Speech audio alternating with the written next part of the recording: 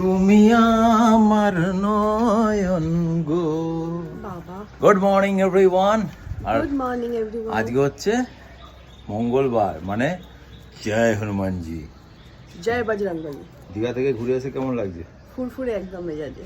কিন্তু আমারও দুদিন তো ঘর মুছতে হয়নি, স্পিনার না কি মপ বলিস, মপ। আমি তো অশিক্ষিত, আমি জানি না, আবার সেটা নিয়েও বলবে। তা যাই হোক, তা সেইগুলো আজকে করে বেশ দেখছেন ভালোই লাগছে, কোমরে ব্যথা ব্যথা করছে না, মনে হচ্ছে যেন অনেকদিন পর একটা কিছু কাজ করছি। একটা কথা বলছি, এই যে কুনাল বলছে না যে আমার এই লোকে এই বলবো ওই বলবে, সেদিন যখন ওল্ড দীঘা বিচে না আমরা এরকম ঢুকছি আর একজন ভদ্রমহিলা দূর থেকে আসছেন, মানে একটু এজেড বয়স্ক, তো তিনি আমাকে এসে মানে বলো রিয়াকশনটা মানে যেন মনে হচ্ছে মিস ইউনিভার্স জিতেছে। হ্যাঁ, মানে ঠিক এত সুন্দরভাবে রিয়াকশন দিলেন।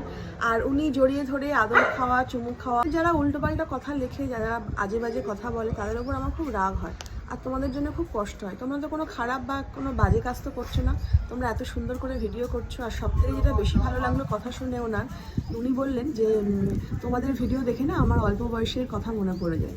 এটা যেন মন ছুঁয়ে গেল। আর উনি যেভাবে কথাগুলো বলছিলেন, বুকটা মোচড় দিয়ে উঠলো। আর দেখলাম কুনালও মানে বোধহয় কেঁদে ফেলে। এমনকি আমাদের ক্যামেরাম্যানও কেঁদে ফেলেছিল। হ্যাঁ, মানে এতটাই টাচি ছিল ওনার কথাগুলো। তো আমরা